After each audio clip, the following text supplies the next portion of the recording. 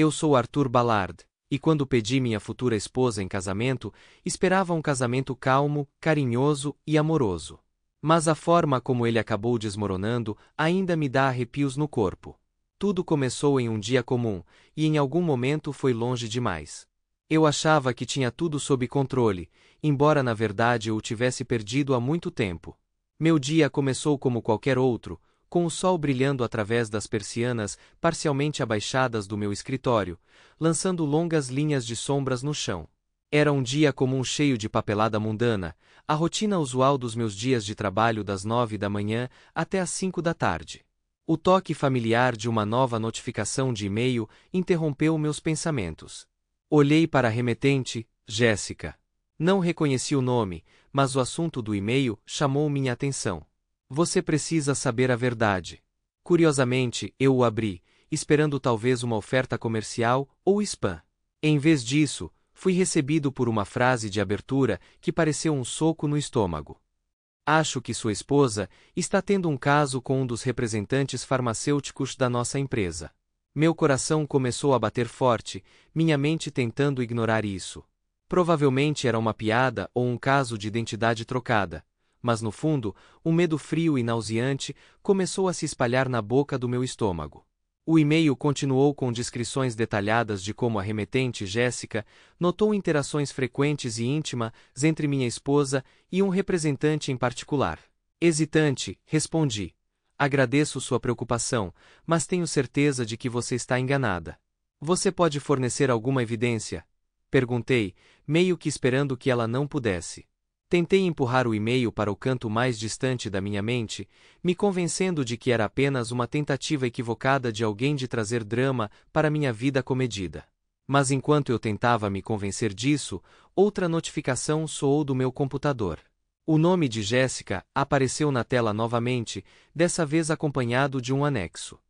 Com o coração disparado, eu o abri, incapaz de imaginar o que veria em seguida.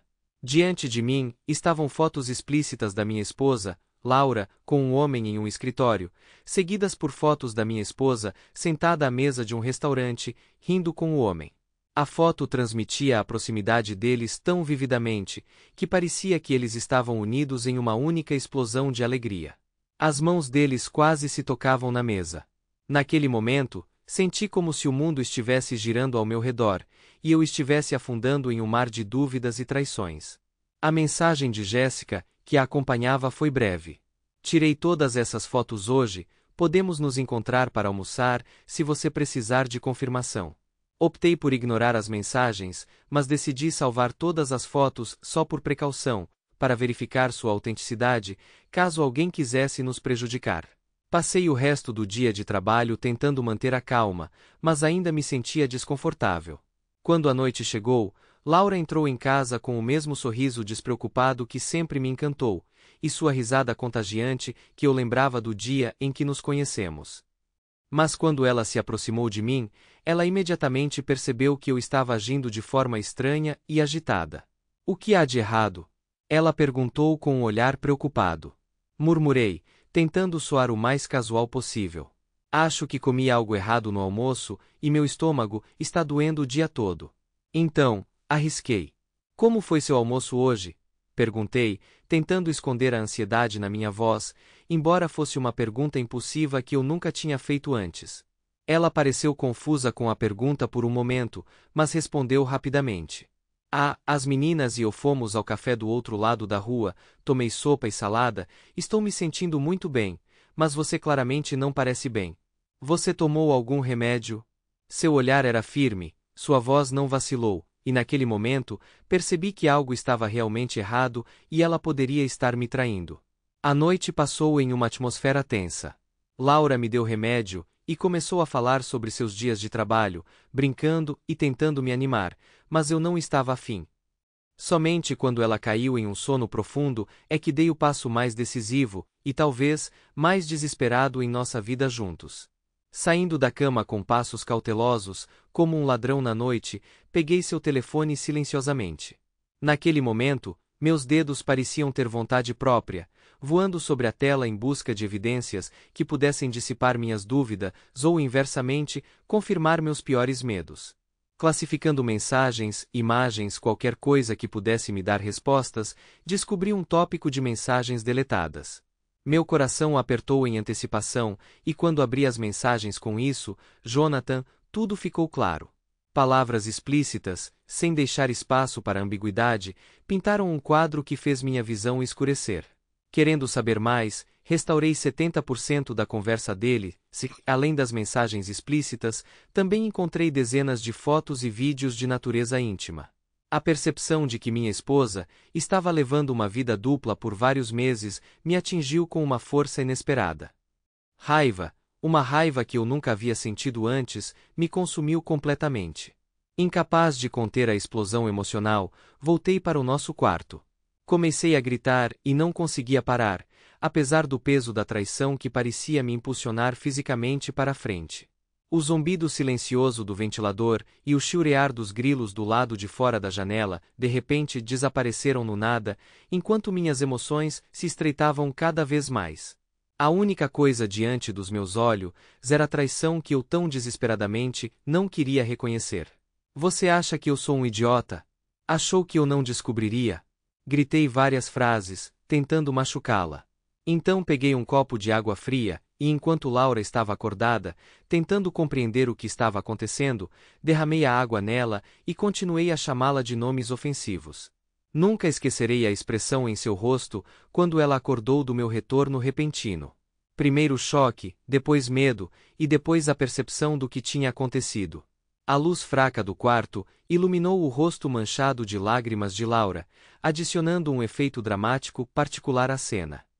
Ela olhou para mim, seus olhos azuis arregalados e cheios de uma mistura de confusão e terror, como se não pudesse acreditar na realidade do que estava acontecendo.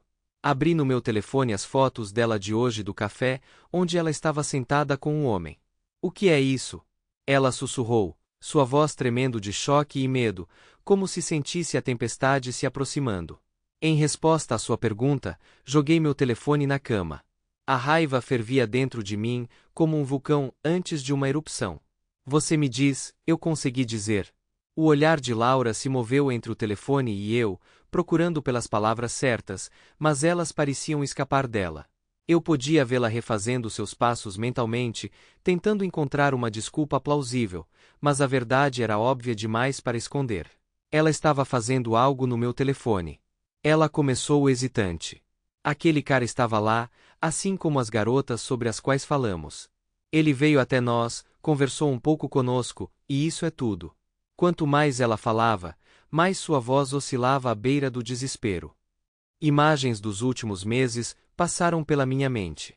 Noites longas no trabalho, ela chegando em casa, cheirando a colônia de outro homem, os telefonemas silenciosos que ela alegava serem apenas do trabalho. Cada sinal que eu havia ignorado antes era agora gritantemente óbvio. É tudo um mal-entendido, querida, ela soluçou. Eu posso explicar tudo. Não sei o que você tem na cabeça, mas eu nunca te traí e nunca ousaria fazer isso. Respirei fundo, tentando reunir os cacos da minha compostura. Laura, encontrei as mensagens que você apagou. Não adianta mentir, e eu também tenho uma foto sua fazendo sexo no seu trabalho hoje. Minhas palavras soaram como um veredito, destruindo os últimos resquícios do nosso mundo compartilhado. Ela desmoronou, chorando incontrolavelmente. A fachada de inocência que ela tão meticulosamente colocou em exposição desmoronou diante de mim, revelando a amarga verdade da nossa realidade. Suas lágrimas, embora aparentemente sinceras, não conseguiram apagar a traição que havia ferido profundamente minha alma. Eu nunca quis que isso acontecesse, ela sussurrou entre soluços, profundamente abalada por suas próprias palavras. Começou como um flerte inofensivo, e antes que eu percebesse, era tarde demais, e eu não sabia o que fazer. Sua confissão cortou meu coração, cada palavra cravando uma adaga afiada de traição mais fundo. A vida que construímos juntos, nossos sonhos, nosso futuro, pareciam escorregar bem debaixo de nossos pés. Meus pensamentos retornaram ao dia do nosso casamento, às promessas que fizemos um ao outro, ao amor que juramos nunca perder. Como chegamos aqui? Perguntei a mim mesmo, olhando para Laura, percebendo a profundidade total da dor que ambos sentíamos. Sim, ela cometeu um erro terrível, mas a intensidade da minha raiva também estava nos separando. Respirando fundo, tomei a decisão que parecia a única possível naquele momento. Vamos conversar de manhã e, por enquanto, vamos tentar dormir um pouco. Minha voz estava calma, mas a tempestade dentro de mim estava longe de diminuir. Naquela noite, esgotei completamente todas as minhas forças e só queria dormir para esquecer tudo o que aconteceu como um sonho terrível. Mas, infelizmente, a manhã chegou rápido demais, e quando acordei, estava sozinho no quarto. Não tinha ideia do que diria a Laura, mas a primeira coisa que queria fazer era me desculpar pela noite, por como tinha perdido a paciência. Eu esperava que Laura me entendesse e que pudéssemos chegar a um acordo. Eu não queria me divorciar dela, pelo menos não ainda. Então, eu saí da cama e comecei a procurar por Laura pela casa. Meu otimismo foi destruído no momento em que ouvi o som de uma nova mensagem no meu telefone. A mensagem era de Laura, e suas palavras eram frias, cada frase pingando veneno. Você acha que é a vítima aqui, mas se você não tivesse sido tão controladora e sufocante todos esses anos, talvez eu não tivesse buscado conforto em outro lugar. Isso tudo é por sua causa. Meu coração afundou. Essa não era a Laura por quem eu tinha me apaixonado. Esse era outro lado dela que eu nunca tinha visto antes. Combativa, rancorosa, impenitente. Era como se os eventos da noite anterior tivessem acionado um interruptor dentro dela, resultando em um efeito que eu não havia previsto. Achei que Laura demonstraria remorso, mas acabou sendo o oposto. Preciso que você vá embora. Não voltarei para casa até que você vá, ela disse severamente ao telefone quando decidi ligar para ela.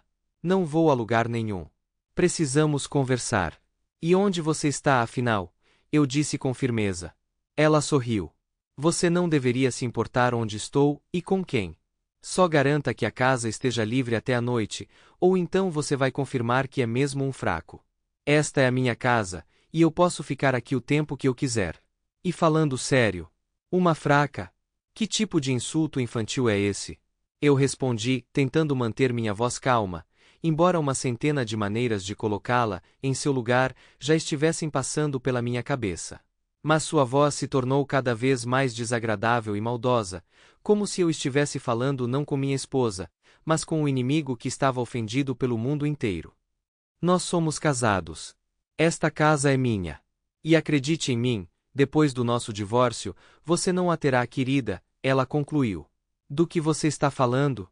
Que divórcio? Eu perguntei.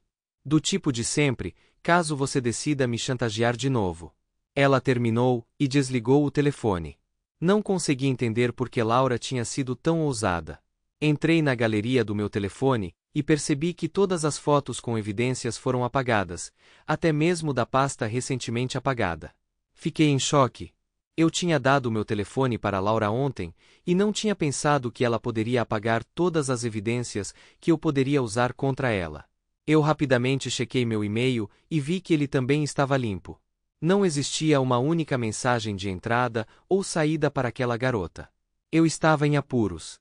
Fiquei sozinho com meus pensamentos e, depois de algumas horas, mandei uma mensagem para ela dizendo que tinha saído de casa e que ela poderia voltar. Laura, como prometido, voltou para casa à noite, aparentemente pensando que eu era idiota o suficiente para sair da minha própria casa. Quando ela entrou, ela me viu na porta e começou a surtar. O que diabos você está fazendo aqui, seu bastardo? Eu odeio você, ela gritou, e eu a deixei gritar por mais alguns segundos antes de eu dizer alto e ameaçadoramente, cale a boca, e ela obedientemente escutou.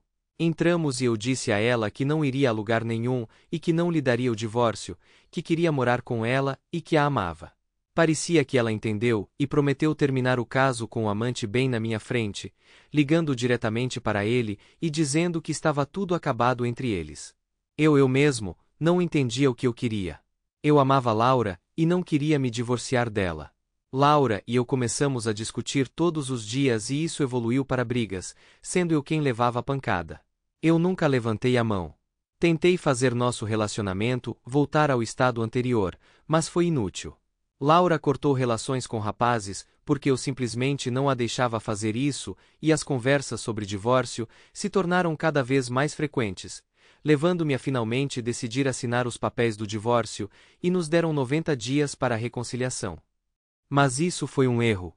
Durante todo esse tempo, eu estava trabalhando com um detetive particular, mas como eu tinha ciúmes de Laura e queria me divorciar dela, não deixei o detetive trabalhar e, eventualmente, encerrei seus serviços. O estresse desses conflitos intermináveis começou a afetar minha saúde. Eu podia sentir emoções negativas tomando conta de mim, minha pressão arterial disparou e o desespero envolveu cada momento da minha vida, tornando-a pesada e sombria. Conversas sobre divórcio se transformaram em um pesadelo sem despertar. Por fim, percebi que era um inferno e o que tínhamos antes nunca mais existiria, então comecei a pedir a Laura uma divisão justa e equitativa dos bens. No entanto, Laura era inflexível, exigindo cada vez mais até que parecia que ela queria me tirar tudo o que eu já tinha possuído. Em um ponto, ela até trouxe um homem para nossa casa, e enquanto eu estava sentada na sala de estar, ela estava fazendo sexo com ele em nosso quarto, justificando isso dizendo que iríamos nos divorciar de qualquer maneira, mas o processo de divórcio continuou sendo adiado, novamente por Laura. Em algum momento, cansei de brigar com ela. Percebi que se tivesse entrado com o pedido de divórcio imediatamente, não estaria nessa situação agora. Uma noite, tomando cerveja com um velho amigo, me abri e compartilhei meus problemas. Ele ouviu atentamente, balançando a cabeça pensativamente. Se você realmente quer que ela vá embora, ele começou, você precisa começar a namorar. Mostre a ela que você pode ser feliz sem ela.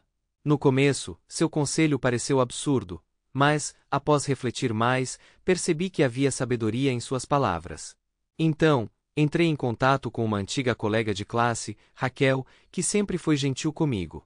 Para minha surpresa, ela concordou em fazer o papel da minha namorada. Nosso encontro na frente de Laura se tornou um catalisador para mudanças inesperadas. Ver-nos juntos com Raquel, rindo e de mãos dadas, pareceu jogar o estado já frágil de Laura no caos. Sua reação à nossa interação, nossos encontros e especialmente as noites passadas juntas, assemelhava-se à de alguém que havia perdido o controle da situação. Essa reviravolta nos acontecimentos trouxe novos aspectos do nosso rompimento à tona. Laura, que parecia inabalável em suas exigências e acusações, de repente se viu em uma posição em que seus métodos usuais de manipulação e pressão não funcionavam mais. Pela primeira vez em muito tempo, senti que havia tomado a iniciativa em minhas próprias mãos, decidindo não ser vítima das circunstâncias. A determinação de Laura enfraqueceu depois de algumas semanas. Ela veio até mim com uma nova proposta, que foi um raio de luz no corredor escuro da nossa separação. Ela pegaria 20% dos nossos bens e iria embora, termos significativamente mais brandos do que suas exigências iniciais. Embora o número ainda parecesse alto, concordei sem hesitar, ansioso para acabar com nossa coexistência exaustiva. Quando Laura arrumou suas coisas e foi embora, a casa estava tomada por um silêncio assustador. O caos que antes dominava nosso espaço diminuiu, deixando para trás uma sensação de alívio consumidora. Para minha surpresa, o processo de divórcio foi rápido, e em 2 meses os papéis finais foram assinados. Experimentar a traição foi de cortar o coração e deixou uma dor terrível na minha alma, um tipo que eu nunca havia sentido antes. Mas os 6 meses seguintes se transformaram em um inferno absoluto, superando até mesmo minhas mais sombrias imaginações de sofrimento. Cheguei à conclusão de que não há nada pior do que lidar com uma pessoa irracional que não só possui informações contra você, mas também não hesita em usá-las para seus propósitos. A pior parte de toda essa situação foi a percepção de que eu talvez nunca tivesse conhecido verdadeiramente a verdadeira Laura. Ela sempre foi tão cruel, e eu simplesmente falhei em notar esses traços em seu caráter antes. Onde estava minha mente todos esses anos? Eu me sentia como se estivesse sofrendo de amnésia. Cada memória da nossa vida juntos era nebulosa e distante. Todos os nossos momentos brilhantes, antes registrados na minha memória em alta resolução, agora pareciam borrados e distantes, como velhos quadros em fitas VHS reproduzidos em um videocassete quebrado. Essa sensação estranha pode ter sido apenas um sintoma de um coração partido e trauma psicológico deixado após nosso término. Quem sabe, Talvez tenha sido simplesmente o resultado de um choque emocional profundo. Raquel e eu, durante nosso tempo juntas, realmente forjamos um vínculo semelhante ao que se desenvolve entre agentes profundamente disfarçados. Nosso segredo compartilhado, o tempo que passamos juntos, interpretando um casal, tudo isso gerou uma proximidade inesperada entre nós. Mas quando a poeira baixou depois do meu término com Laura, e Raquel deu um passo para trás, nós duas sentimos a necessidade de dar espaço uma à outra. Havia potencial para algo genuíno e real entre nós, mas nós duas nos apressamos, sentindo que tudo aconteceu muito rápido, prematuramente. Concordamos em manter contato, dando à vida uma chance de nos mostrar onde poderíamos acabar alguns meses após essa desaceleração. Com a partida de Laura e o retiro temporário de Raquel, encontrei consolo na solidão. O peso que há muito tempo pressionava meus ombros pareceu evaporar, deixando para trás uma sensação de libertação. Comecei a redescobrir hobbies perdidos que eu havia negligenciado, consumidos pela tempestade em minha vida pessoal. Minha paixão pelo piano que eu havia abandonado, e meu amor pelo jiu-jitsu brasileiro, que eu havia negligenciado, tornaram-se parte da minha vida novamente. Os dias foram preenchidos com uma nova luz, e as noites se tornaram mais calmas e silenciosas. Nesses momentos de silêncio, percebi que estava no caminho da cura. O potencial para novos relacionamentos com Raquel parecia atraente, mas eu sabia que precisava de um tempo sozinha, tempo para recuperação pessoal e reflexão. Eu precisava redescobrir a pessoa que eu era antes de todas essas reviravoltas, encontrar alegria nas pequenas coisas e satisfação nas realizações pessoais novamente. Uma noite, tocando uma melodia suave no piano, senti uma renovada sensação de esperança para o futuro, um sentimento de que a vida ainda é cheia de possibilidade e que depois da tempestade sempre vem um arco-íris. Talvez, ao entrar no casamento, muitos de nós não entendamos completamente no que estamos nos metendo. Existem tantas incógnitas, tantas variáveis que podem fortalecer a união ou levar à sua queda. Talvez seja hora de repensar nossas expectativas sobre o casamento, entendendo que não é apenas uma celebração do amor, mas também um trabalho contínuo no relacionamento, exigindo paciência, compreensão e disposição para se comprometer. Minhas experiências me mostraram que a vida é uma jornada cheia de lições e que cada experiência, seja alegre ou dolorosa, traz uma lição valiosa e nos torna mais sábios.